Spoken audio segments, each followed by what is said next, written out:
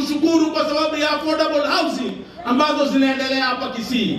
Na haswa Mheshimiwa Rais, leo nimesimama hapa nikukushukuru zaidi kwa sababu juzi tukiwa bungeni na tulikuwa tumekuja tukakuomba tukiwa na hawa wabunge wote, ile barabara ambayo inatoka Kericho inakuja Kaplong, inakuja Keroka, inakuja hapa Kisii School, inaingia Kisii, inaenda Oyugis, umetuhakikishia ya kwamba ile barabara itakuwa dual ili watu wetu waweze kujisaidia, zile ajali zilikuwa barabara ziishe na watu wetu ambao ni wakulima waweze kusaidika.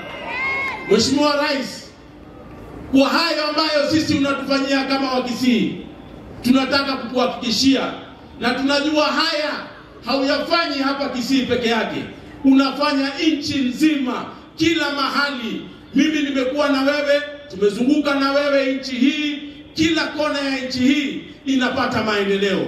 Mheshimiwa Rais, kwa sababu ya hayo, sisi kama viongozi na sisi kama watu wa Kisii tunataka kukuhakikishia ya kwamba sisi tutatembea na wewe, kwa sababu wewe umetembea na sisi. Waswahili wanasema akufaaye kwa dhiki ndiye nini?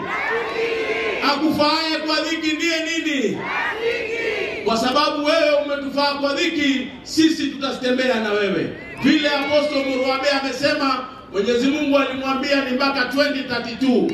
Mimi hapo ndio nipo. Asanteni, Mwenyezi Mungu awabariki sana.